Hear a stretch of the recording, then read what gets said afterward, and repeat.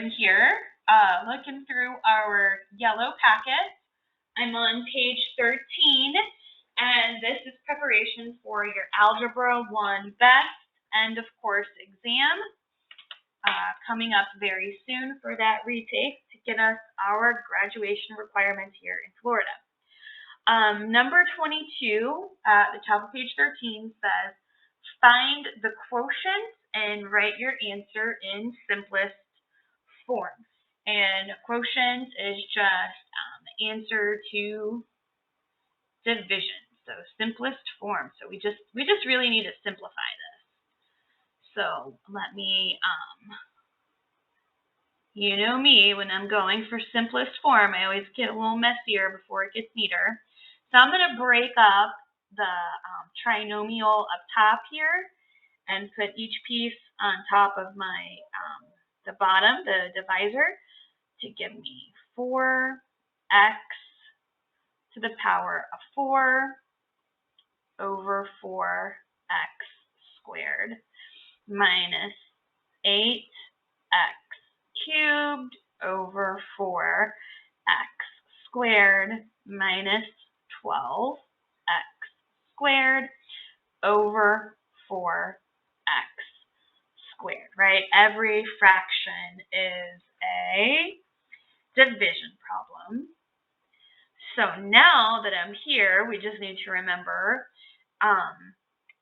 that when you are dividing variables that are the same, all you have to do is subtract your exponents, because, right, our x to the power of 4 means x times itself 4 times over x squared, which is x times itself 2 times. And when you have an x for an x divided by x, they cancel out and make 1. X for an x divided by x, they cancel out and make a 1. So we would be left with 2 x's, or right here, that would be x squared on the top, and your x squared on the bottom would disappear, and 4 divided by 4 would just be 1, and I'm going to put that 1 over 1, right? Just that's invisible mode. Those ones turn to Sneaky Ninja, and they disappear.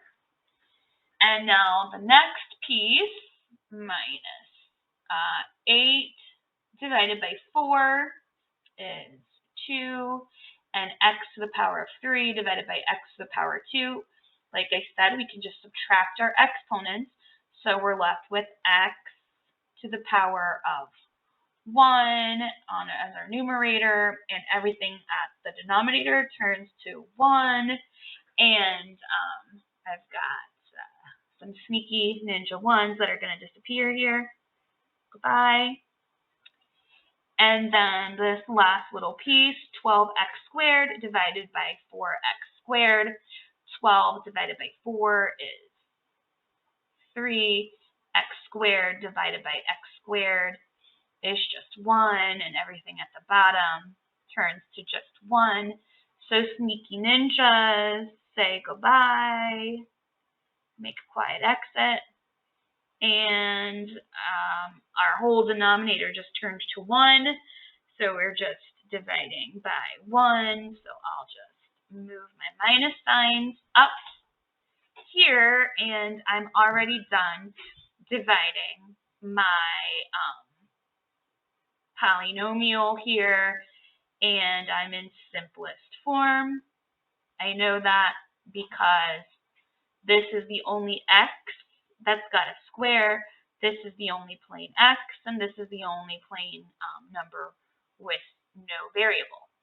And to practice this, it is lesson 48P in IXL, and I think that'd be a good one for you to do if you haven't done it yet, to give you some practice with the standard.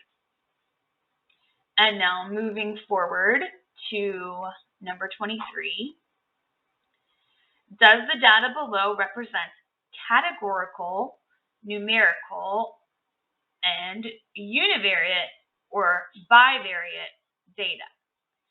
So we're looking for categorical versus numerical and univariate or bivariate data. So we are looking for the ages of students in the school. The ages of students are going to be numbers, so that is numerical.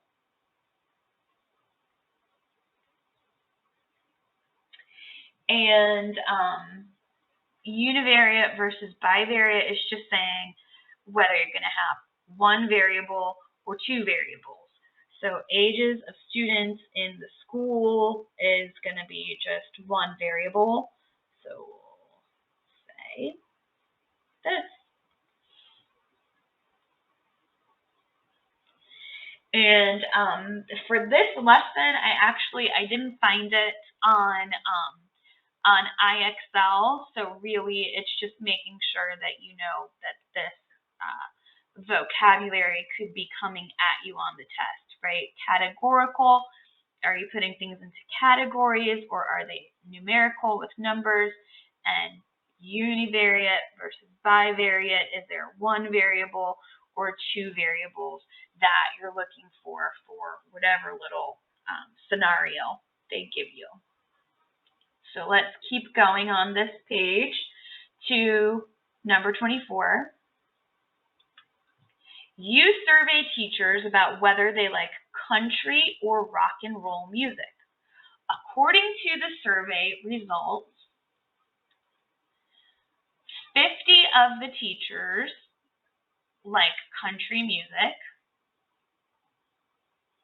like country, a total of 50.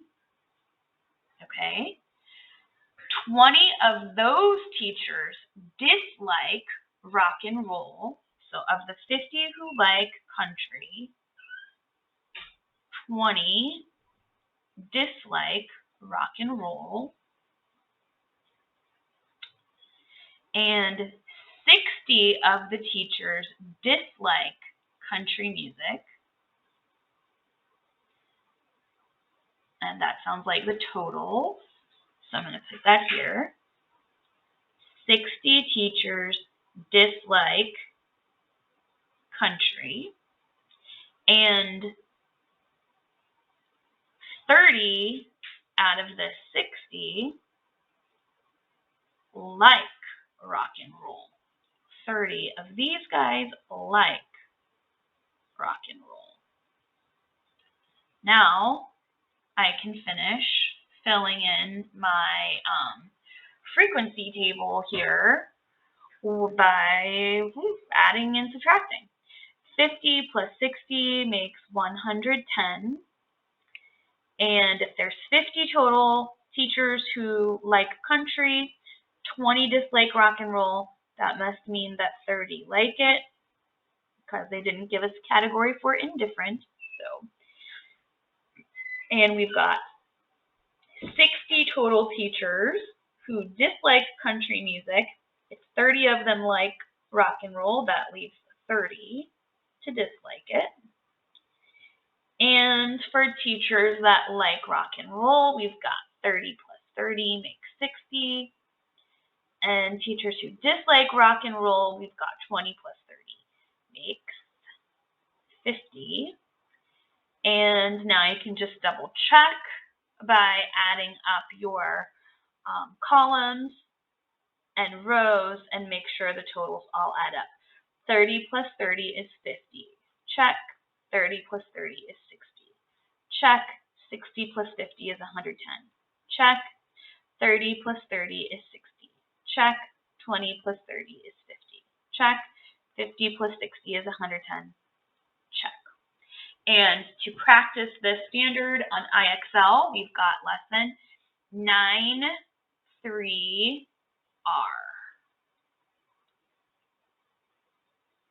And for these questions, I really just recommend make sure that you have your calculator handy and and get to adding and subtracting. And don't forget to double check, triple check. Every question counts on this exam.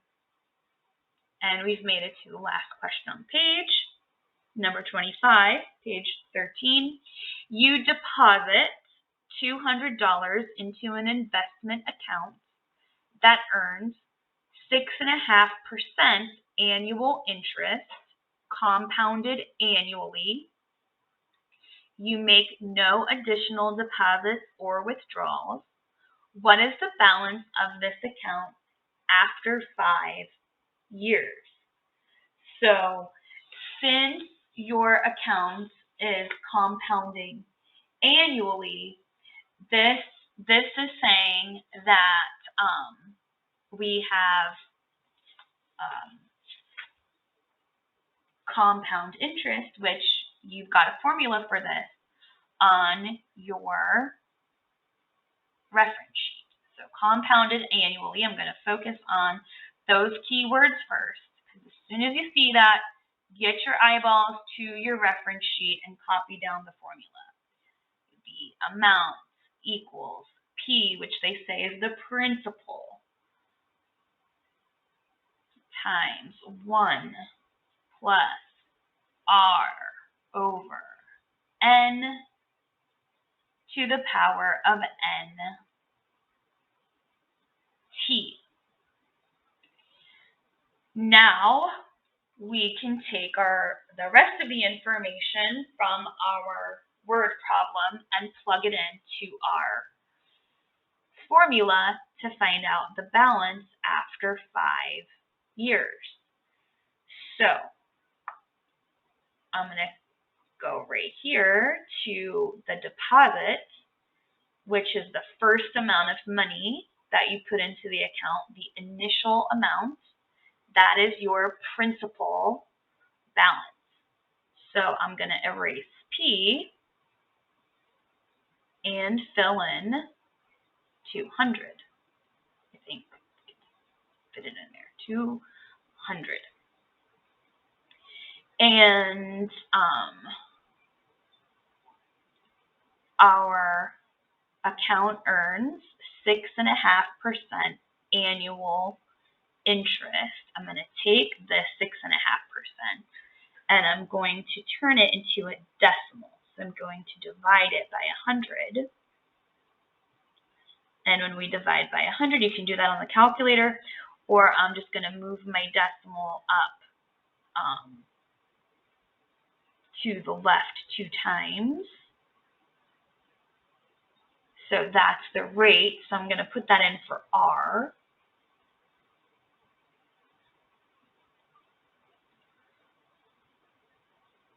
.065, and it's compounded annually.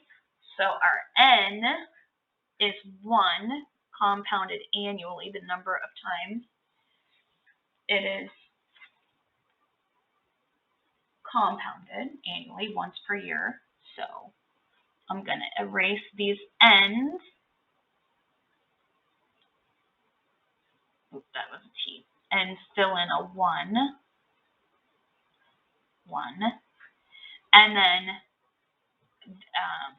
we want to know how much it's worth after 5 years. So my T, my time, is 5.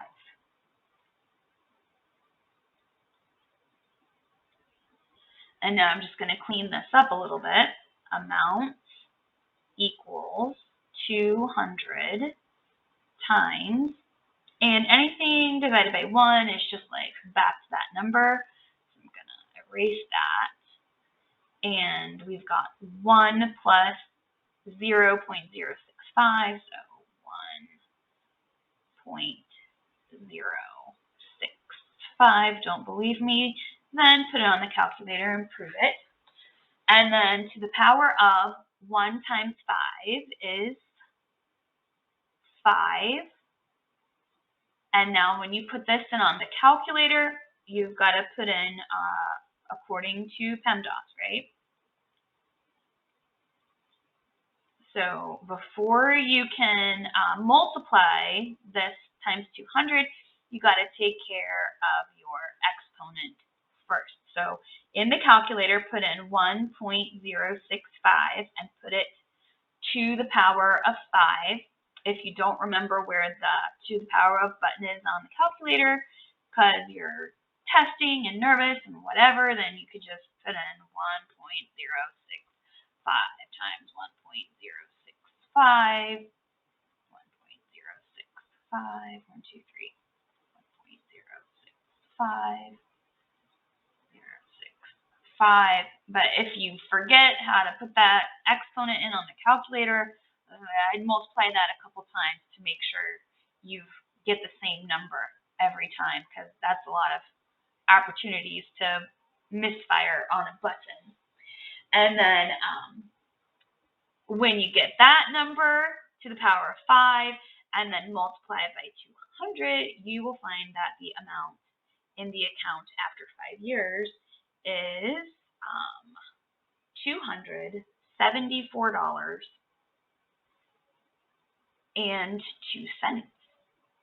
And that is the answer to this question.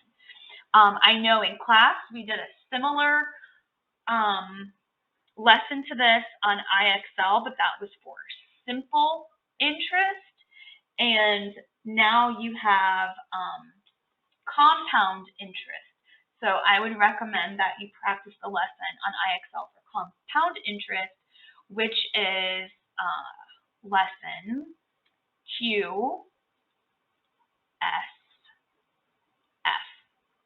I hope that you are finding these videos to be useful and you are showing up and taking a look at this over break so you're not trying to cram all of this in the night before your algebra EOC exam, because this is taking me a long time to record and it should be taking you even longer to go through your practice, because you'll be doing your IXL lessons in addition to just solving these questions.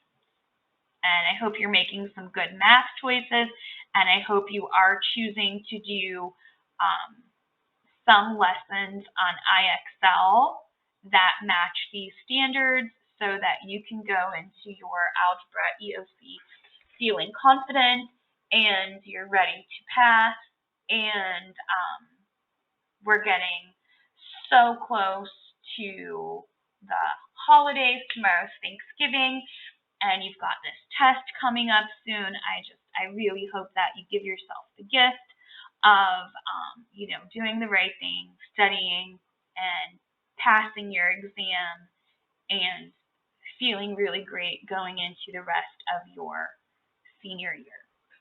All right, Cobra, have a good one, and I'll see you on the next video.